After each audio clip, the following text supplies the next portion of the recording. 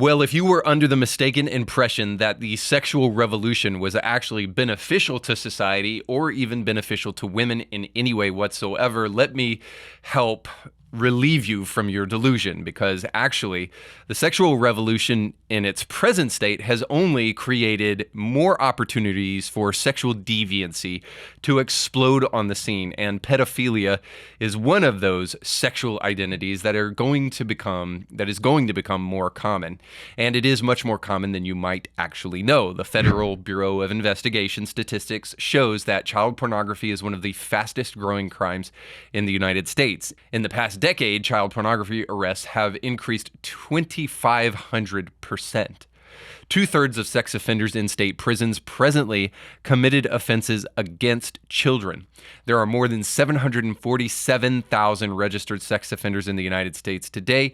As many as 100,000 are non-compliant and missing. Welcome to the neighborhood. The U.S. Justice Department estimates that white supremacy is the biggest threat facing America. Oh, wait, no. The U.S. Justice Department actually did their job on this one and estimate that close to 300,000 American youth are currently at risk at becoming victims of commercial sexual exploitation. 300,000, guys. The National Center for Missing and Exploited Children reports that best data suggests at least 100,000 American children a year are victimized through child sexual exploitation. That is more children than the number of people who die from car accidents and illegal drugs combined. The reason I bring up those statistics is because you should have heard the name of the movie Sound of Freedom by now, which is a movie that is a sort of expose on child sex trafficking. It follows Tim Ballard, the real story of a Homeland Security agent who, still to this day, is fighting child sex trafficking around the world. Now, the movie does a fantastic job on their cinematography, in terms of their score, and especially in terms of acting. Jim Caviezel is a consummate professional and does, again, a fantastic job in this movie portraying Tim Ballard. Now, there's something you should know about the movie beyond the important subject matter of the movie. And according to the Daily Signal, Angel Studios' Sound of Freedom is an action thriller exposing the child sex slave trade featuring Passion of the Christ actor Jim Caviezel. And it sold more tickets heading into its opening day July 4th than the blockbuster wannabe Indiana Jones and the Dial of Destiny. As exciting that it is to hit the #1 spot for this summer opening, it doesn't even come close to the excitement that the number means for awareness of this issue. Jordan Harmon, co-owner of Angel Studios, told the Daily Signal in a phone interview Wednesday, Sound of Freedom topped the charts with 14.3 million in ticket sales at 2,634 theaters on the 4th of July. According to Box Office Mojo, Indiana Jones came in second with 11.7 million at 4,600 theaters, so as you can tell, double the theaters. Disney's Elemental, with 2.8 million at 3,650 theaters, was a distant third. Couldn't have happened to a nicer company. So in other words, the film did really, really well. But that still doesn't explain a very big and important question that we must ask. What took this film so long to come to the theaters, to be released? Come to think of it, why don't we see that many movies on this subject, as evil and as ubiquitous, unfortunately, as the human trafficking trade is?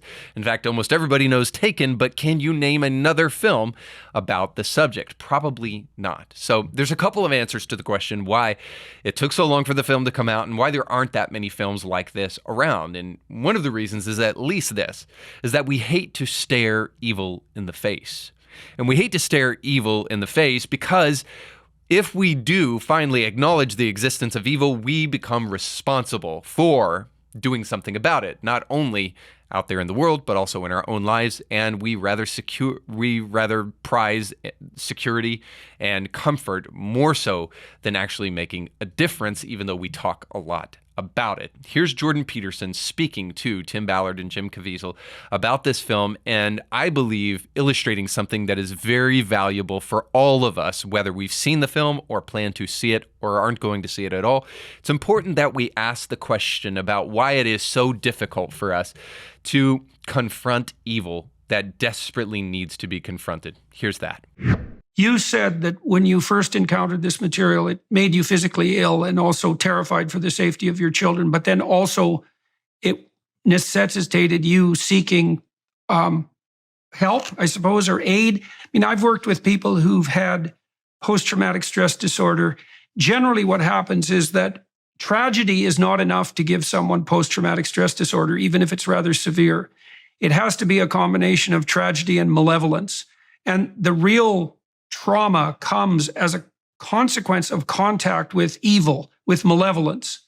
And what people generally have to do in order to recover from that is to develop a rather profound philosophy of evil. And, a religious faith in its most fundamental essence is a philosophy of good and evil. It does detail out the heart of darkness among human beings. Now, a little bit of background here. When Jordan Peterson gives this statement, he is doing so on the heels of Tim Ballard telling Jordan that he was only given the position in this sex trafficking, division of Homeland Security because he was a man of faith, because his director didn't think that anybody except a person of faith would be able to handle the evil that he was about to go confront. And that is so interesting to me.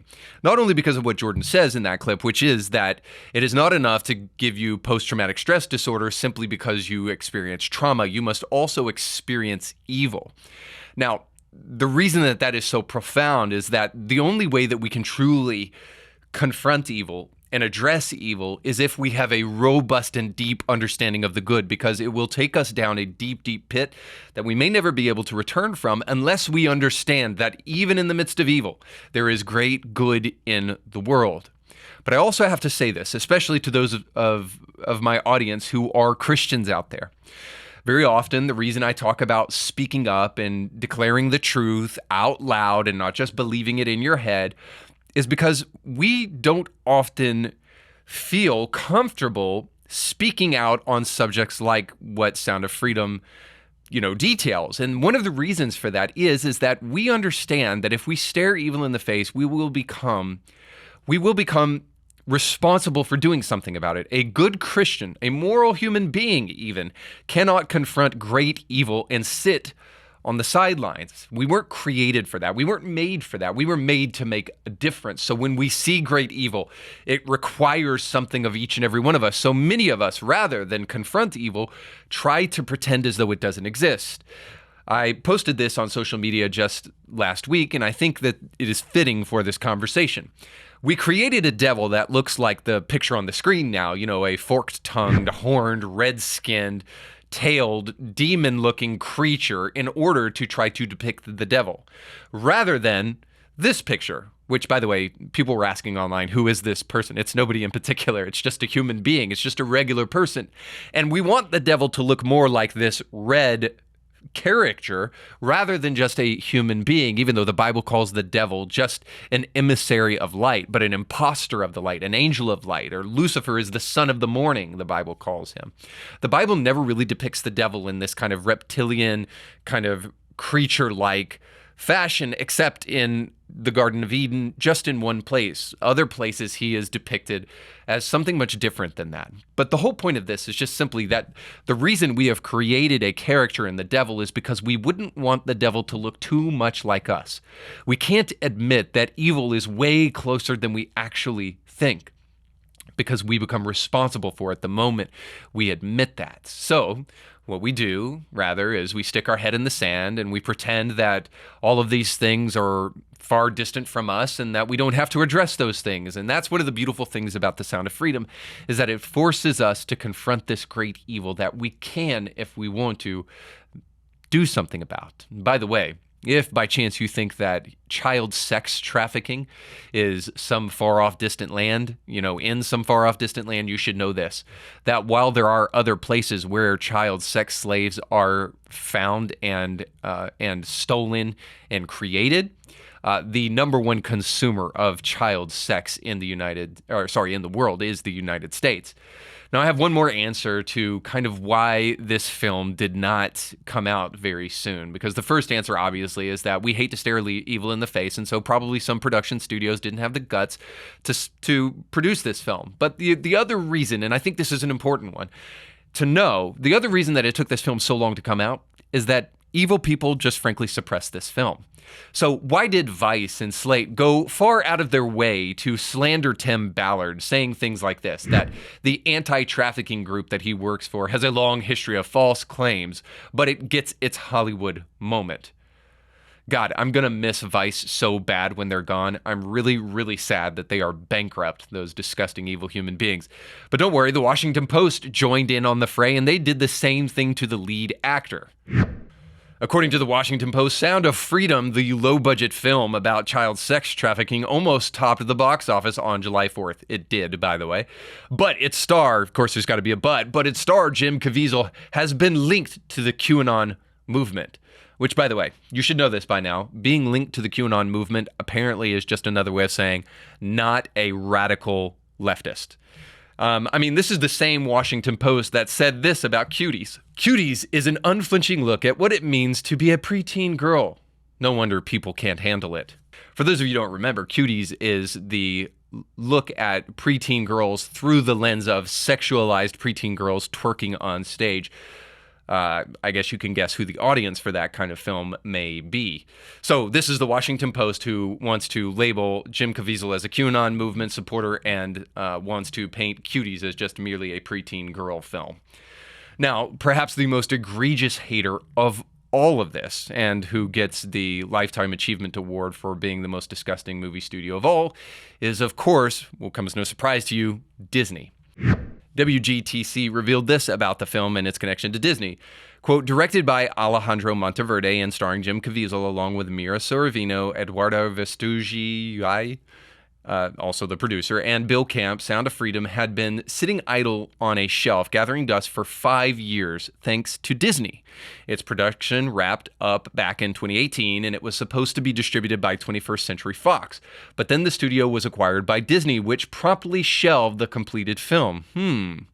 So there's only one of two reasons why Disney would have shelved this film. And the first one is this, because it was made by right-wing fundamentalist Christians or people who were on the right side of the political aisle. And of course, what do you do with people that declare the truth? You sideline them and you marginalize them and you shut them up.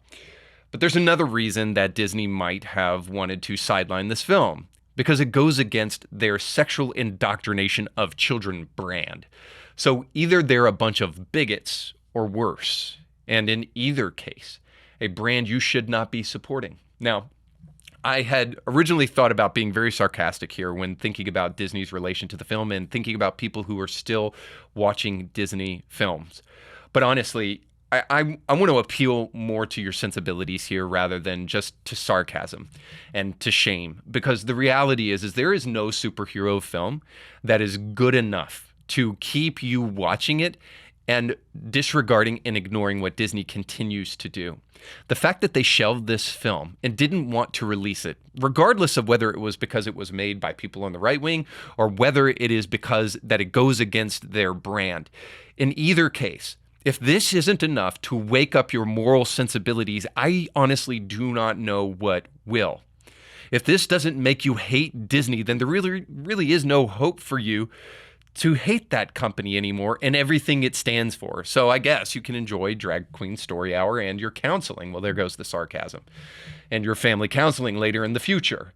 But I would encourage you, I implore you to put your money where your faith is, to put your money where your morals are, and quit supporting this business. There's an old saying, if somebody tells you who they are, believe them.